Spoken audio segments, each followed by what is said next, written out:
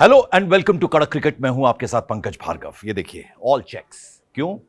कल बिहार में चुनाव के नतीजे आने वाले हैं। बहुत रोचक रहने वाला है दिन। और क्यों रोचक रहने वाला है? कल से कोलकाता के ईडन गार्डन्स में टेस्ट मैच शुरू होने जा रहा है, इसलिए ऑल रेड। रेड क्यों? गुस्से में रहते हैं आजकल, पता नहीं क्यों गुस्से में रहते हैं, पूछेंगे इनसे। तो मैच में क्या करने वाली है टीम इंडिया, टीम कैसी बनेगी, आजकल अंत तक पता नहीं चलता जब तक मैच शुरू नहीं हो जाता। प्रेस कॉन्फ्रेंस में क्या कुछ हुआ उसके बारे में सबसे पहले बात करते हैं। जिक्र हुआ मोहम्मद शमी का। पूछा गया सवाल किससे? कप्तान शुभमन गिल से। मैं भूल गया एक चीज, हमारे साथ कौन है? वो जो जानदार हैं, शानदार हैं, बेमिसाल हैं, एकदम कड़क हैं, गजब के राजीव मिश्रा। ये जवाब देंगे। राजीव, सवाल पूछा गया शुभमन गिल से मोहम्मद शमी के बारे में। तूने कहा कि मुझे मालूम है, बेहतरीन वर्ल्ड क्लास बॉलर है, शानदार गेंदबाजी करते हैं, लेकिन भैया मुझे कोई लेना देना नहीं है। ये तो सिलेक्शन, टीम सिलेक्शन जो करती है वो जाने, उनका काम है ये। क्या कप्तान के इतना बार कहने से बात हो जाती है? क्या ऐसा ही होता है? नहीं, बहुत गलत स्टेटमेंट है पंकज भाई। और मैं आपको प्रोसेस पहले तो बता देता हूँ कि सिलेक्शन का प्रोसेस क्या है। जब भी सिलेक्शन कमेटी बैठती है उसमें कैप्टन का रहना या कैप्टन वीडियो कॉन्फ्रेंसिंग से जुड़ता है और वो अपनी डिमांड से भी होती है। हाँ, उनकी से भी होते हैं, उनके वोट भी होते हैं और वो अपनी डिमांड जो है वो सिलेक्शन कमेटी के सामने रखता है। अब क्या शुभमन गिल को ये आके क्लियर करना चाहिए, क्या उन्होंने शमी के नाम पर प्रपोजल दिया था सिलेक्शन कमेटी को और सिलेक्शन कमेटी ने खारिज कर दिया है? तब तो सिलेक्शन कमेटी की जवाबदेही बनती है।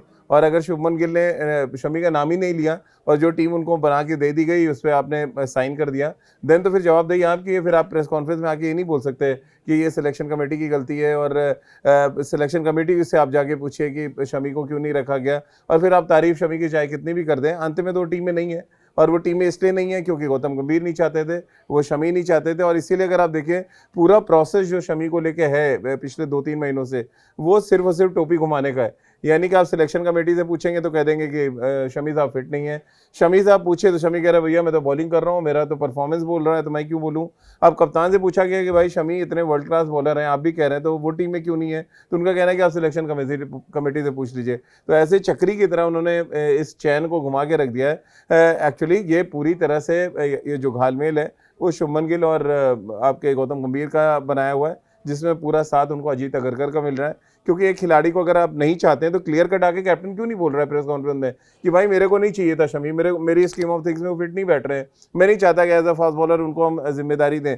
मेरे लिए बेटर बॉलर हैं आकाशदीप और प्रसिद्ध कृष्णा, इसलिए मैं उनको टीम में देख रहा हूँ। अगर आप ये सोचिए, अगर शुभमन गिल के जहन में ये है कि प्रसिद्ध कृष्णा और आकाशदीप जो है वो शमी तो बेटर बॉलर है, तो फिर आप उनकी क्रिकेटिंग सेंस के बारे में आप अंदाज़ा लगा सकते हैं। क्योंकि 99.9% लोगों से आज की डेट में भी अगर आप पूछेंगे कि इंडियन टीम में जसप्रीत बुमराह के बाद दूसरा सबसे अच्छा तेज गेंदबाज कौन है इंडियन क्रिकेट में, तो वो मोहम्मद शमी का ही नाम लेंगे। तो मैं ठीक था, मैं सही हूं जब मैं ये कहता हूं कि राजीव मिश्रा गुस्से में। सिर्फ गुस्से की एक यही वजह है मोहम्मद शमी, या और भी वजह? नहीं, बहुत ढेर सारी वजह हैं।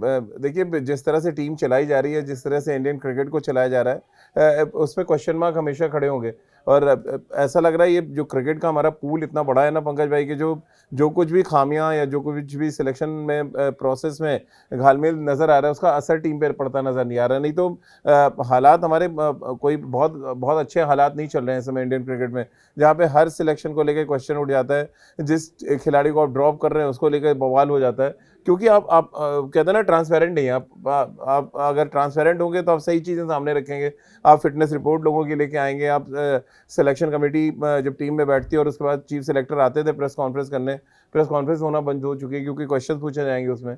तो ये तमाम चीज़ें हैं जो इंडियन क्रिकेट का, वही मैं कह रहा हूँ, पूल इतना बड़ा है कि आप 4 टीमें बना दी तब भी लगता है यार कोई किसी खिलाड़ी की कमी नहीं खेलेगी आपको। हाँ। क्योंकि आपका पूल इतना टैलेंट है आपके पास, इतना क्रिकेटिंग स्किल है हमारे पास। लेकिन अगर आप देखें इस क्रिकेटिंग स्किल को संभालने की जब बात आती है वहां पर हम फेल हो रहे हैं। तो चलिए अब आते हैं मैच के ऊपर। कल जैसा हमने आपको बताया, कोलकाता के प्रसिद्ध ईडन गार्डन्स में टेस्ट मैच शुरू होने जा रहा है साउथ अफ्रीका के अगेंस्ट। तो हम वही 3 और 2 के कॉम्बिनेशन से खेलेंगे। 3 spinners, 2 fast bowlers, Mohammed Siraj, Jasprit Bumrah. देखिए ये तो सालों साल पुरानी परंपरा है हिंदुस्तान में कि अगर हिंदुस्तान में मैच है तो हम पेस बॉलर्स पे हैविली डिपेंडेंट रहते हैं। सॉरी, स्पिन गेंदबाजों पे हैविली डिपेंडेंट रहते हैं। और जब भी इंडियन सॉइल पे मैचेस होते हैं तो हम ना चाह के भी स्पिन गेंदबाजों की तरफ देखते हैं। लेकिन कैलकाटा उन वेन्यू में से एक है पंकज भाई।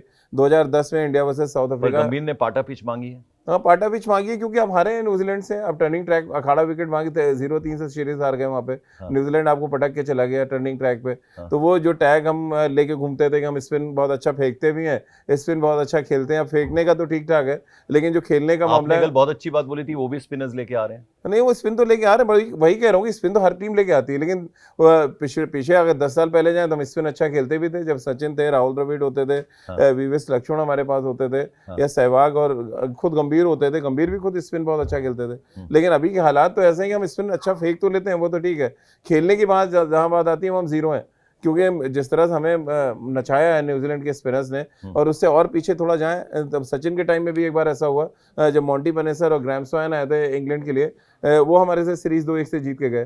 तो जब भी इंडियन स्पिनर, मूल का स्पिनर इंडिया में आता है, आप मॉन्टी बनेसर देख लीजिए, एजाज पटेल देख लीजिए न्यूजीलैंड के, और केशव महाराज हैं, तो ये डर जो है ना भारत में, भारतीय खिलाड़ी को ज़्यादा डर है बनस्पत इसके कि हम दक्षिण अफ्रीका की बात करें। तो मैं अपने दर्शकों से, कड़क क्रिकेट के दर्शकों से कहना चाहूंगा, देखिए रूठा है तो मना लेंगे, कैसे मनाएंगे?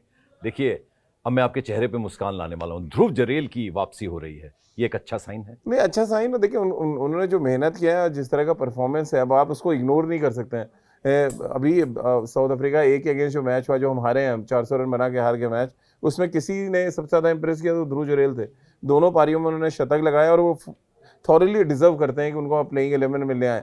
अब उनको आप नंबर 3 खिलाते हैं या नंबर 6 खिलाते हैं, ये टीम मैनेजमेंट का काम है, लेकिन ये तो तय शर्तियाँ हैं कि वो कोलकाता में एज अ बैट्समैन खेलने जा रहे हैं। Rishabh Pant as a wicket keeper batsman होंगे और प्योर बैट्समैन के तौर पे ध्रुव जुरेल खेलेंगे। और पंकज भाई एक चीज़ और है, उनके खेलने से जो स्पिन को लेके, खेलने को लेके बहुत असमंजस है।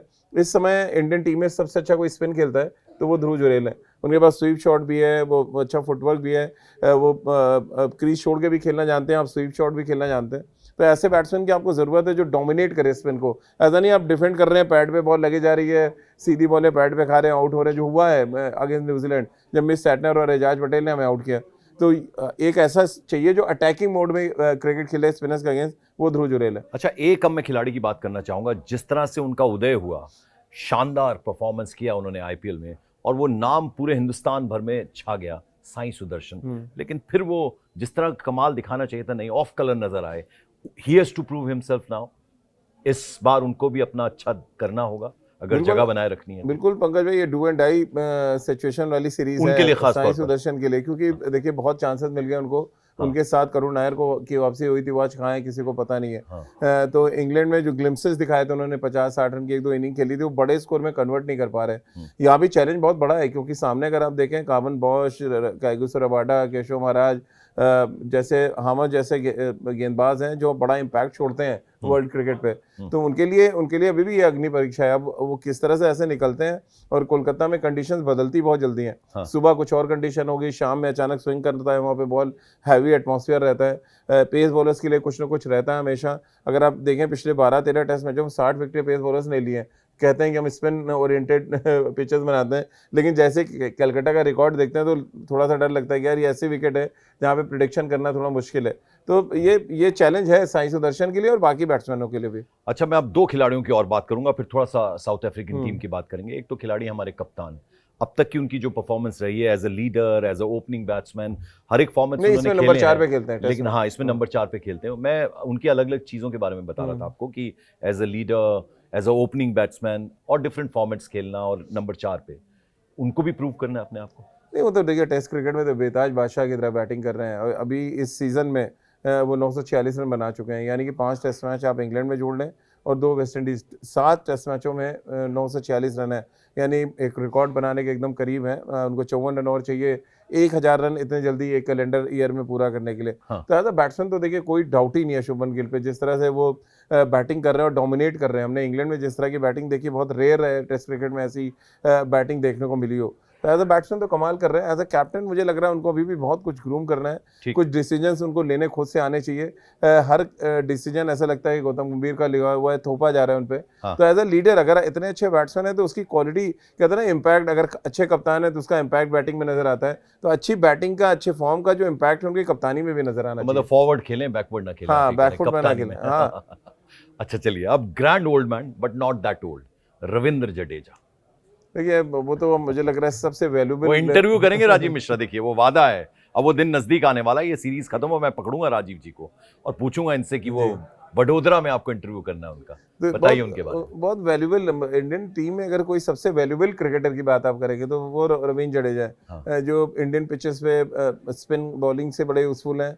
बैटिंग में तो मुझे लग रहा है कि शुभमन गिल के बाद कोई सबसे सक्सेसफुल बैट्समैन है तो वो रवींद्र जडेजा है। जिस तरह का उनका एवरेज है और जिस तरह से बैक टू बैक 50s लगाई उन्होंने टेस्ट क्रिकेट में, हाँ। फील्डर कमाल के हैं। तो वो इसीलिए मैं कह रहा हूँ मोस्ट वैल्यूबल प्लेयर कोई इस सीरीज में भी होगा तो वो रवींद्र जडेजा ही होंगे। तो player to look out for कौन है टीम इंडिया से? रवींद्र जडेजा मेरे लिए रवींद्र जडेजा है। तो चलिए, अब ओपोनेंट जो है वो हल्के में लेना ही नहीं सकते हम उनको जी। साउथ अफ्रीकन टीम किस तरह से उनका पलड़ा कहाँ देखते हैं आप? देखिए, एक तो अच्छा बात यह कि टेम्बा बाउमा जो उनके कैप्टन है, रेगुलर कैप्टन है, वर्ल्ड टेस्ट चैंपियनशिप में जो ट्रॉफी जिन्होंने उठाई वो वापस आ गए।